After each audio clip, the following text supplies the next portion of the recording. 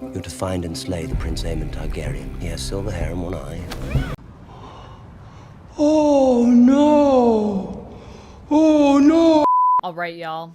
We are back with House of the Dragon. And I gotta say, great TV is back with this show. I forgot what great TV was. Just kidding. This isn't great TV. This is HBO. Honestly, though, I feel like we have had a lot of great shows, but dang, this is just reminding me of what the best television is. And I am so happy that this show is back to remind me, because I'm going to be real with you. I watched this at I was getting ready for bed. I hadn't watched it yet the other night. It was late. It was like 2:30 in the morning, and I was really like, I should go to bed. While I'm getting ready for bed, I was like, I'll just put House of the Dragon on my iPad. I'll watch it. I go to bed. I could not stop watching it. I was like halfway through, and I was like, well, when the scene is done, I'll pause it. That moment never came, because the scene finished, but then a new scene, it would lead into a new scene seamlessly, and I'd be like, wait, but I need to find out what happens next. But I need to find out what happens next. All consuming, I was completely sucked in.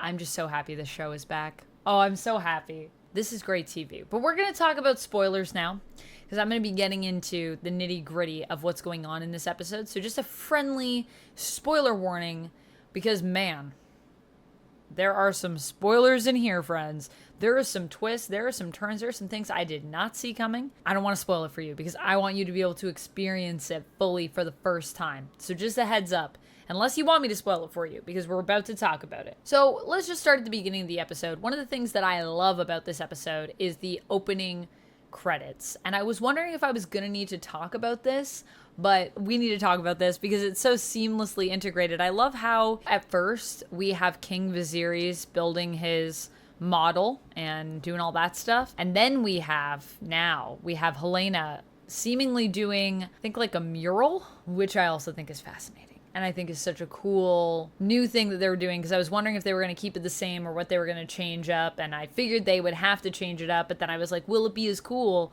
as what they did last season? Because that was pretty cool how they integrated it. But no, we integrated it here too. And I feel like it's actually going to be even cooler than season 1. So I'm excited. I'm excited to see how that unfurls. We also kind of start this episode off by going to the north, which I thought was really cool. We go to where Prince Jace is, and he is in the north trying to broker this kind of deal with the north and make some arrangements for, obviously, like a treaty between his mom and them, and, you know, uniting these two houses together and having them acknowledge Rhaenyra's claim to the throne. And I just loved going to the north. Like, it really is this beautiful, mystical, iconic place that we haven't been to since Game of Thrones. And it felt very nostalgic to go back. It really felt very Game of Thrones in a good way.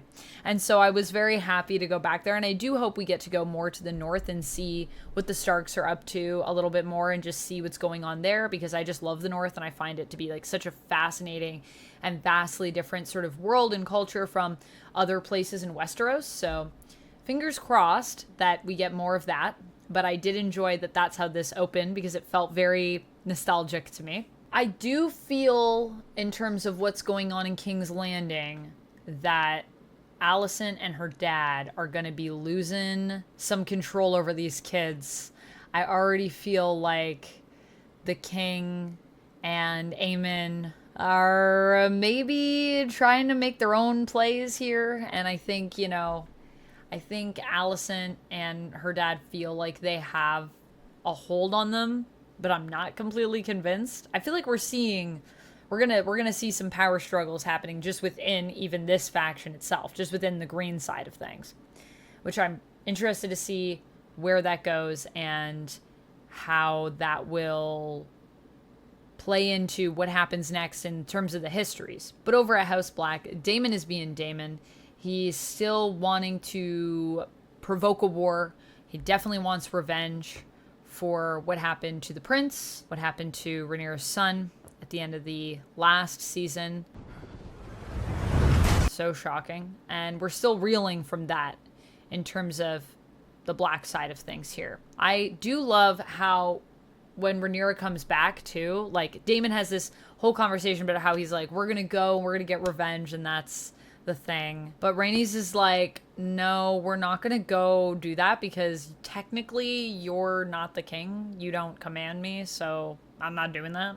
And I don't think that's what Rhaenyra would want us to do. And then I love how when Rhaenyra comes back, though, like there's that whole power struggle, and I was like, ooh, this is spicy. I like this. But then Rhaenyra comes back, and she's like, hell yeah, I want revenge. I want Aemon. Go get him for me. There's a lot of loss in this episode. This episode is called A Son for a Son. And I felt a lot of sadness and a lot of turmoil throughout the episode.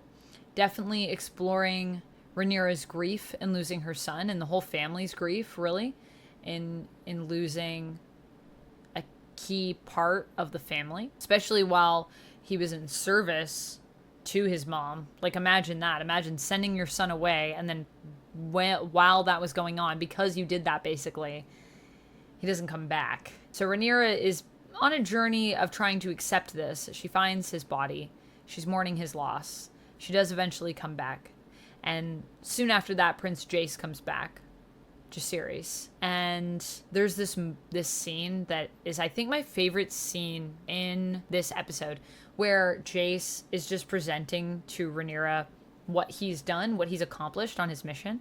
Obviously, he's heard that his brother is dead, but he's trying to be, like, very professional and be a prince and just relay, like, here's the pacts that we made with people, here's what I promised people while I was doing these treaties, and he just breaks. And it's like the facade just falls away, this royal facade, and it's just a mother and her son grieving the loss of this key part of the family. And it was just really, really touching. And I thought to myself, you know, this is acting, because this is like someone who clearly wants to be very upset, but is trying to remain so composed.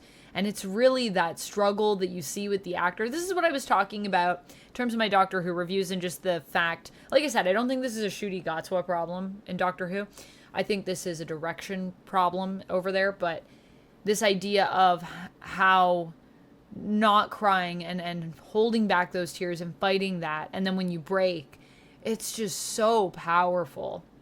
And to see both of those characters trying to maintain this sense, but both inside, they're just in so much pain.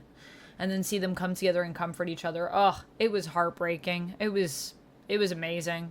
Favorite scene in this episode by far. I just, I forgot for a minute what amazing TV was like. But here it is. Here it is. And that's not knocking anything else that we've gotten this year either. I feel like we've gotten already so many amazing series and shows and seasons of shows.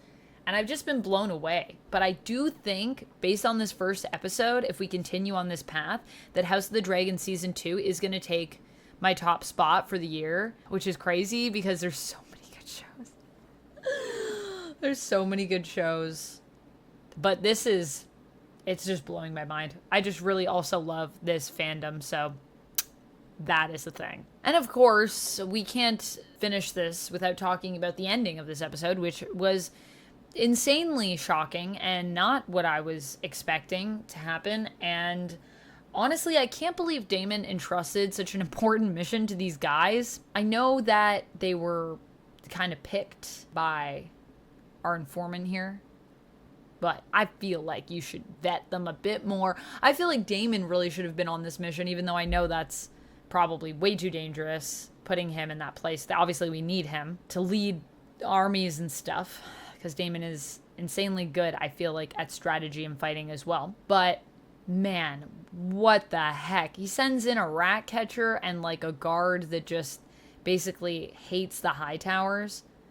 And things are about to escalate, friends. They are about to escalate dramatically, because they are sent on a mission to go get Aemon, and instead, they kill Helena, Queen Helena, and King Aegon's son. And I was like, that is not what was asked for. I feel like y'all are not gonna like the result that you're gonna get when you deliver that, because I do not think that Rhaenyra especially is going to be happy about it, but I don't even think Daemon's going to be happy about that one. I feel like Daemon's going to be like, look, this escalated.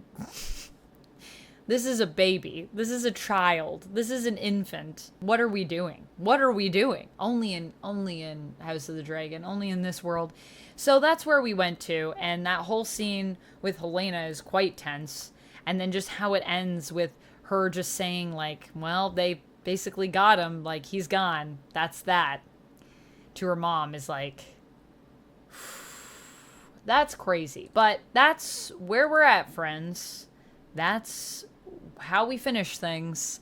I'm so excited to watch episode 2. It can't come fast enough. I wish I could watch it right now. But I love that this has a weekly release, and I love that we only started with one episode, because one episode is very much enough. There's so much here, and I'm loving it. Also, my episode, I was watching this on Crave, and so it started with an ad for the Penguin series, because I guess they wanted to remind us also that's still happening. And I was like, oh yeah, I totally forgot about that. But good to know that's still happening, although it's the same stuff that I've already seen, so I'm still eager to see if we'll get new stuff. I've also never seen something on Crave where they've played it with an ad for another show, so that makes me nervous about Penguin. Like, they feel like they need to... Maybe they just feel they need to remind people because it's been a while. Which is true. It's been a while since the Batman came out, but it was weird. It was weird. Anyways, those are my thoughts on the first episode of House of the Dragon, episode 1 of season 2, A Son for a Son. Overall, I think I would give this episode a 10 out of 10. It was pretty perfect, friends. I'm trying to think if there was anything I didn't like. No, there was nothing I didn't. I loved all of this. This was amazing. This was fantastic. More of this, please. More of this. I will be here next week. I hope you will too. And we can talk about it. Let me know your thoughts in the comments below. Do all the YouTube things. Thank you so much for watching. And until next time, friends, stay nerdy.